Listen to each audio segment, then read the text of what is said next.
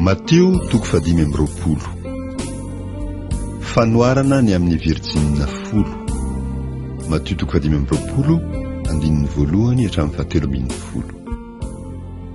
Ary amin'izany ny fanjakan'ny lanitra dia ho tahaka ny Virjina 10 izay nitondra ny fanalany ka nivoaka hitsenany mpampakatra. Ary ny 5 tamin'ireo dia adala, fa ny 5 kosa hendry. Fa ny adala nandray ny fanalany nefa tsy nitondra solika fitaiza. Ary ny hendry kosa nitondra solika tao anatin'ny fitondrany sy ny fanalany. Ary raha naharitra ela ny mpampakatra dia samy renirehana avy izy rehetra ka dia natory. Ary noho ny mamatinalina dia nisy antso hoe indry ny mpampakatra mivoa mba hitsena azy. Dia nitsangana ireo Virjina rehetra ireo ka samy namboatra ny fanalany. Dia hoy ny adala tamin'ny hendry, mba omeo kely amin'ny solikareo zahay, fa efa ho faty ny fanalanay. Fa ny hendry namalaka nanao hoe, sao tsy ampy ho anay sy ho anareo, fa mandehana makany amin'ny mpivarotra ianareo ka mividiana ho anareo. Fa raha mbola lasa nividy izy, dia tonga ny mpampakatra, ary izay efa niomana dia niara-niditra taminy tao amin'ny fampakaram-bady, ary dia narindrina ny varavarana. Ary rehefa afaka izany, dia tonga kosa ireo Virjina teo ka nanao hoe, Tompoko, Tompoko, voay zahay.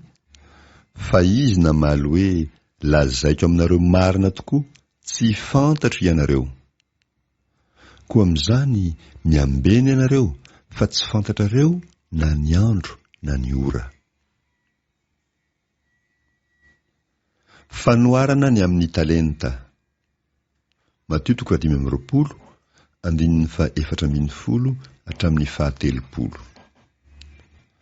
Fa ny fanjakan'ny lanitra dia tahaka ny olona izay efa handeha ho any an-tany hafa ka niantso ny mpanompony dia nanolotra azy ny fananany. Koa ny anankiray nomeny talenta 5, ny anankiray 2 ary ny anankiray 1, samy araka ny fahaizany avy. Dia lasa nandeha izy.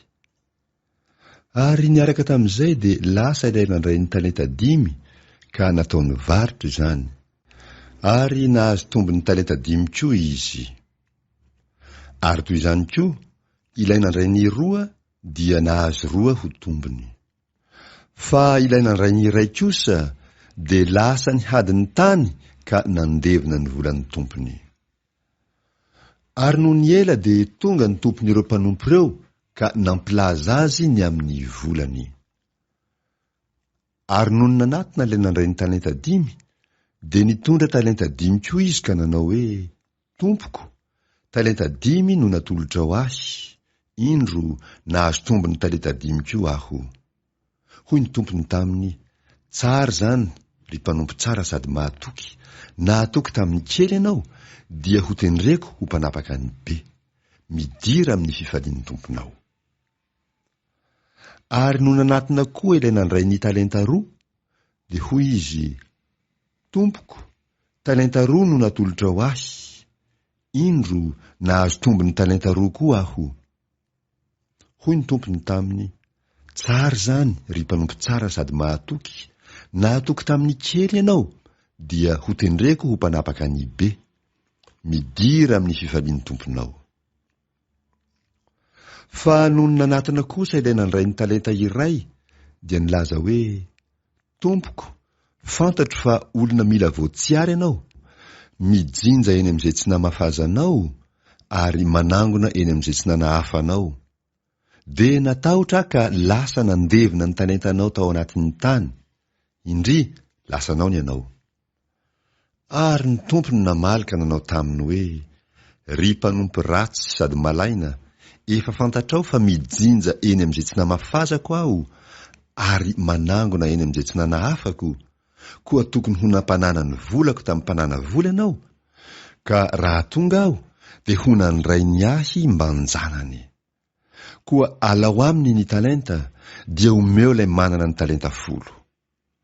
Fa izay rehetra manana dia homena, ka hanambe izy, fa izay tsy manana kosa na dia izay ananany aza dia halaina aminy. Ary ario ho any amin'ny maizina any ivelany ny mpanompo tsy mahasoa, any no hisy ny fitomaniana sy ny fikitroanify. Kristy iverina eto an-tany hitsara ny jentilisa. Matthieu 5:1-30 hatramin'ny 4:40. Ary raha tonga ny zanak'olona amin'ny voninahiny, arahy ny anjely rehetra, dia hipetraka eo ambonin'ny seza fiandrianan'ny voninahiny izy. Ary ny firenena rehetra hangonina eo anatrehany, dia hanavaka azy izy tahaka ny mpiandry ondry manavaka ny ondry amin'ny osy. Ary hametraka ny ondry eo amin'ny ankavanany izy, fa ny osy eo amin'ny ankaviany.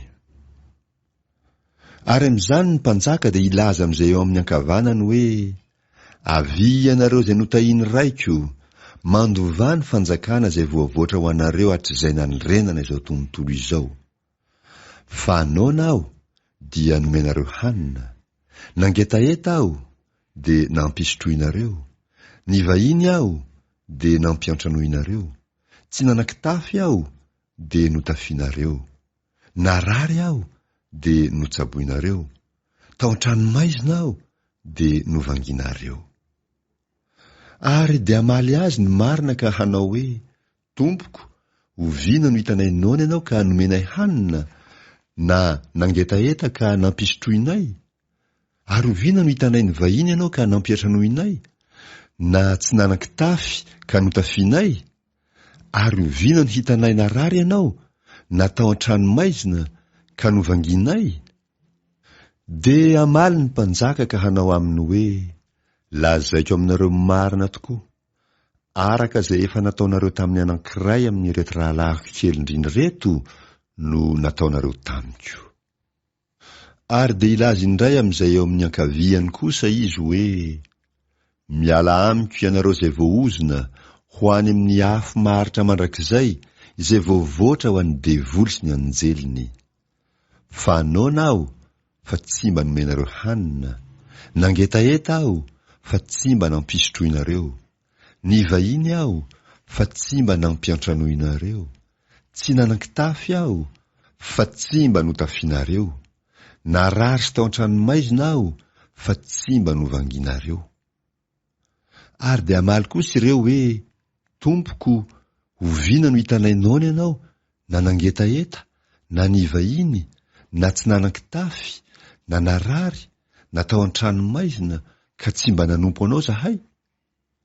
Fa hamaly azy izy ka hanao hoe: lazaiko aminareo marina tokoa, araka izay tsy nataonareo tamin'ny anankiray amin'ny reto kely indrindra reto no tsy mba nataonareo tamiko. Ary ireo dia hiala ho any amin'ny fampijaliana mandrakizay, fa ny marina ho any amin'ny fiainana mandrakizay.